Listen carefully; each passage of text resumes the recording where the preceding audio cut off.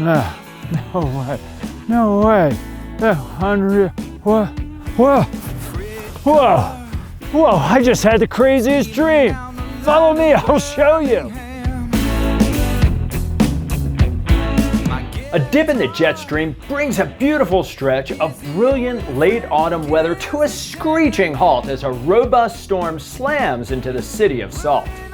While motorists are caught slightly off guard, the mountains are ready to change gears, change wardrobes, and don a slightly stylish winter coat. The damp, dense storm stacks up over 2 feet of snow on warm, dry ground and creates the building blocks to an early season. Word is out on the street. It's a designer snowpack that even Calvin Klein would be proud to wear. A series of Cascadian-like systems jump onto the storm track to deliver several small yet very consistent shots of moisture. Vegas bookies place odds on similarities to the 04-05 winter season as northern Utah is off to the races with a banner start. Early November produces settled snow depths reaching 3 to 5 feet in some areas, and we've got a truly legit early season obstacle coating supportable base. In other words, that pack, it's got body, baby. It's the first full week of November and the storm track gets down to business, delivering 3 feet of snow, maxing out tipping buckets with nearly 4.5 inches of water, and essentially doubling the snowpack in less than a week. By Monday, November 9th, the writing is on the wall and the thin layers of weak snow reveal their cards. And while strong sunshine heats the solars, the polars continue offering cold, shallow pow and predictable avy hazard. But a few shady outliers dispense a bit more rope before the inevitable noose is tightened. High pressure shuts down any notion of storminess and dry, bitter cold Wyoming air filters into the state. Easy living, it's transient and the hazard trends low, whilst a thin layer of weak surface snow grows by the minute. A post-Thanksgiving storm delivers an abundance of tofurkey with all of the trimmings.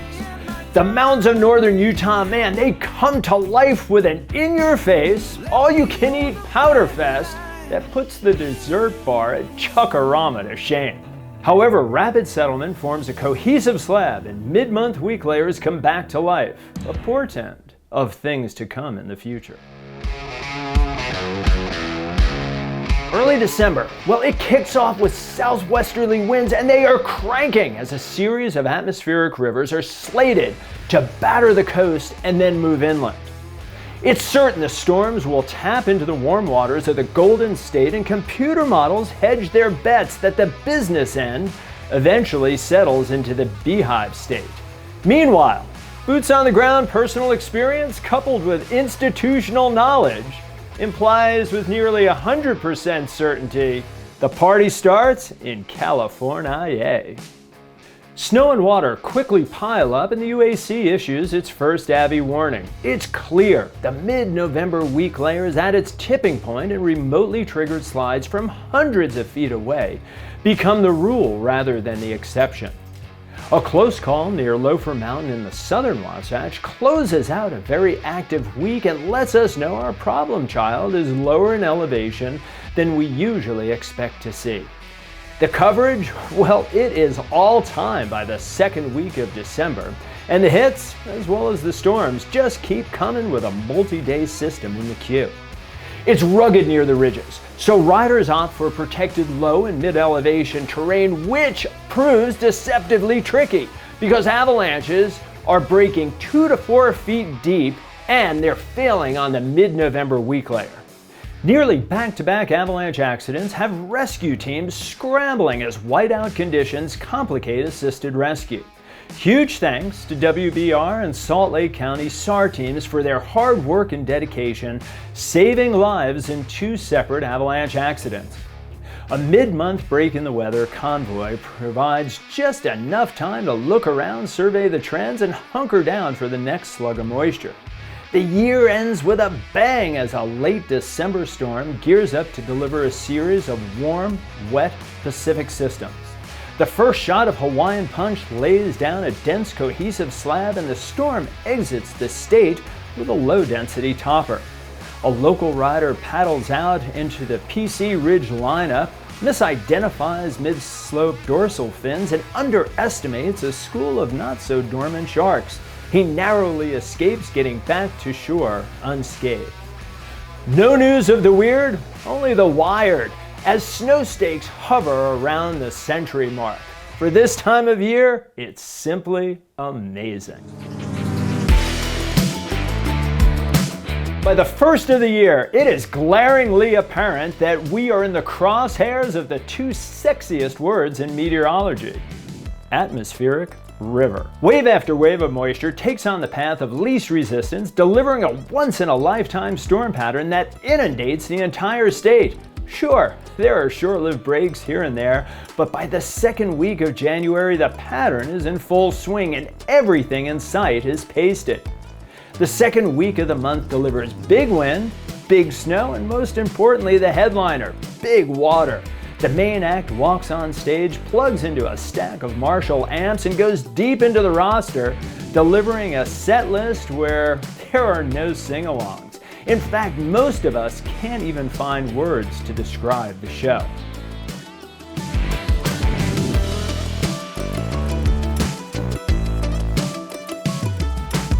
By mid-month, new snow totals are simply astonishing, with 7 to 10 feet of snow stacking up since the turn of the new year.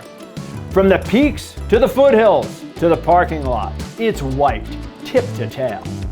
A brief weather reprieve barely allows Avi crews enough time to replenish bullets, stock up on caffeine, and try to make some rhyme out of very little reason.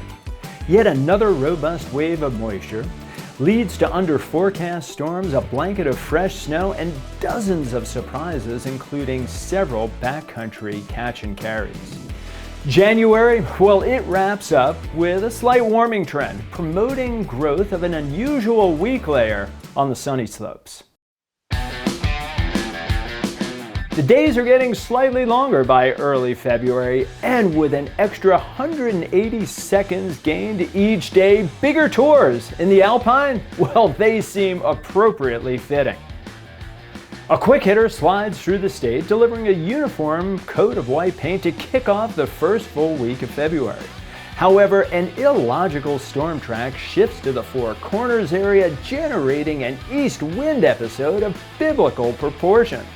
Hurricane-force winds suck the life out of the sails of Stoke, especially on the eastern front, where big open terrain gets obliterated and transformed into a pockmarked moonscape, revealing an intricate underground railway system. Fortunately, dryness is a short-lived meteorological speed bump, and by the third week of February, west-southwest winds crank into the 70s along the high ridges as a statewide storm blasts through the Zion Curtain. By week's end, 3 to 4 feet of snow with 3 inches of water is the norm. Outside the Urban Dictionary, most adjectives can't quite capture just how good the riding conditions are. Unfortunately, canyon travel is a complete gong show, and powder party revelers head to low elevation terrain to catch in on their freshie vouchers, but are met with a myriad of unexpected surprises on roadside attractions. 50 to 70 inches of snow stacks up during the last week of February, redlining stoke meters statewide. Yeah, it's one for the ages. Man, there is not much rest for the wicked, as an under-forecast storm totally over-delivers. But the powder party, well, it is quickly crashed by southerly winds at all elevations, adding yet another cohesive layer to the already colossal boxcar-sized corn eye that come unglued with a little bit of prodding.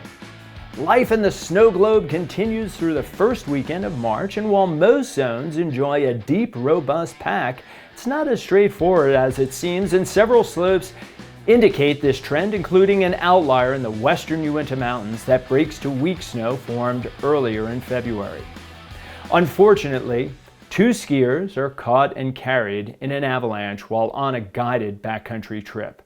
And while heroic efforts are dispatched to recover the two men, only one survives the slide, leading to Utah's first avalanche fatality. A quick-hitting storm produces lots of wind, but it's more huff than fluff that leads to large connected avalanches peeling out of ginormous starting zones in the southern Wasatch. It's burly, it's well advertised, and it's another atmospheric river kicking in for the middle of the month. Dense, water-laden snow coupled with warming temperatures and powerful winds sets its sights on the north half of the state. And while most slides break within the new storm snow, a few bury roads with a tangled mess of trees, rocks, and avy debris, keeping the Manti skyline in the center of the bullseye. Snowtel sites are getting completely crushed by this barrage of constant storms. A strong slab in some zones remains behaved. In others, it doesn't take much to wake up the dragon.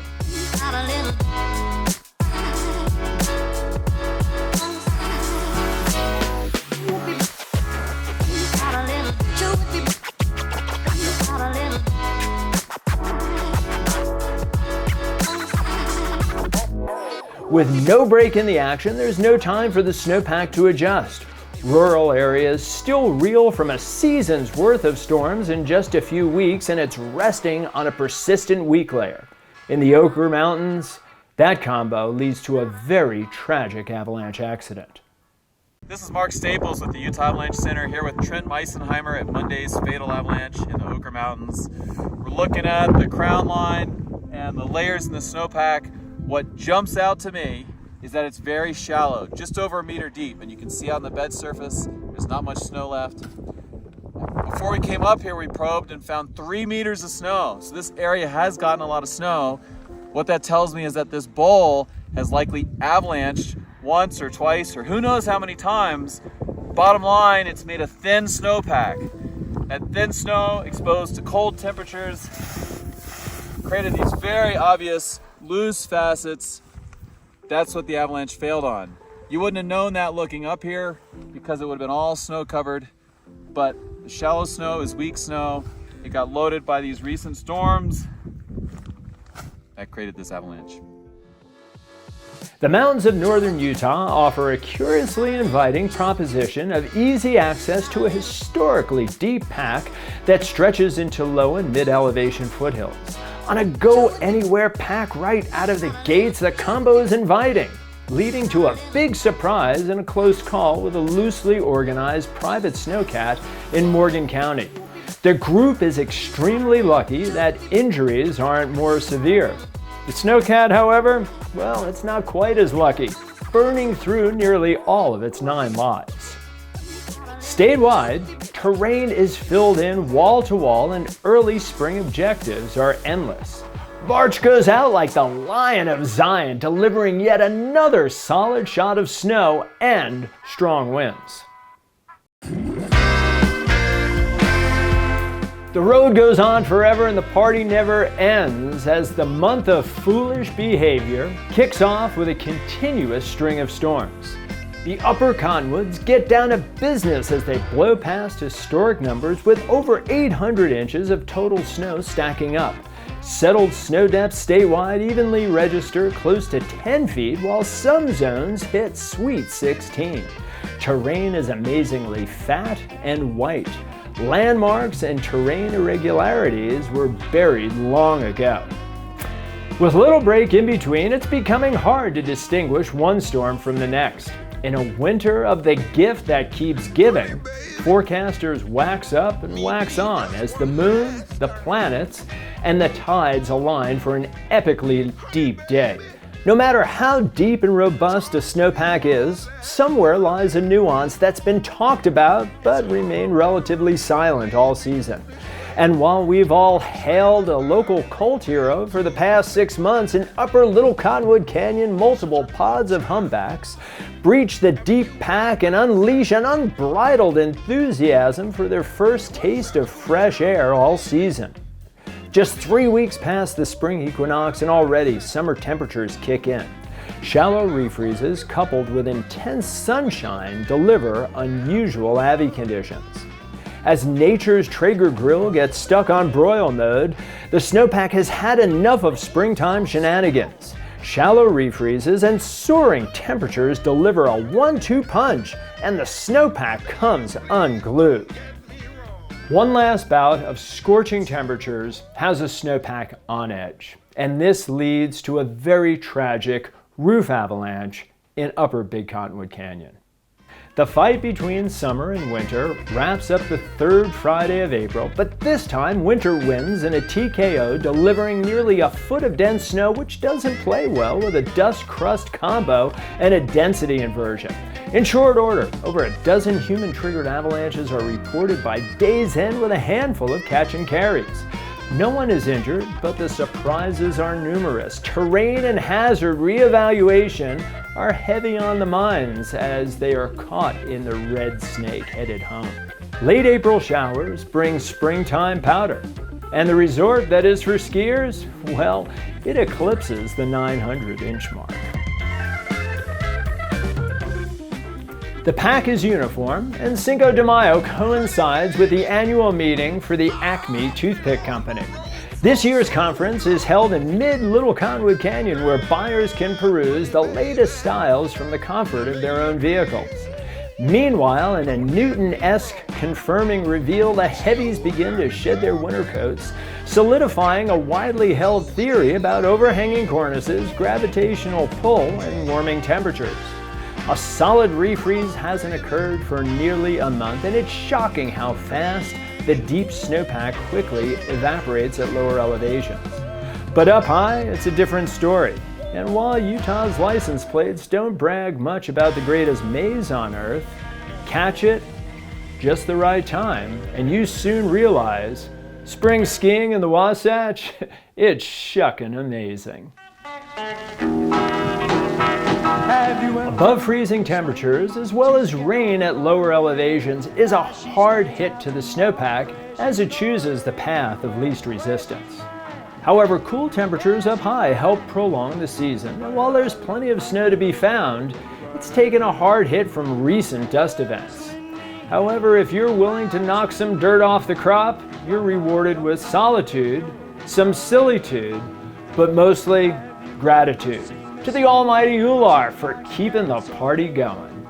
Uncle Sam multitasks as he blows out 247 candles and reminds us he'll shine your shoes, light your fuse, as a wiggle fest of superior proportions coincides with them good old US blues. And though good turns are found deep into the summer, you know, it is a desert after all, and even the deepest of snowpacks eventually fades away. It was an endless winter of over the head, over the hood, in your face powder days. And often the word epic is used to describe the 2022-23 winter. But you know, epic, that actually cheapens this past winter. It's a lifetime experience that we will never see again. Epic? I don't think so. Historic? Yeah, that says something.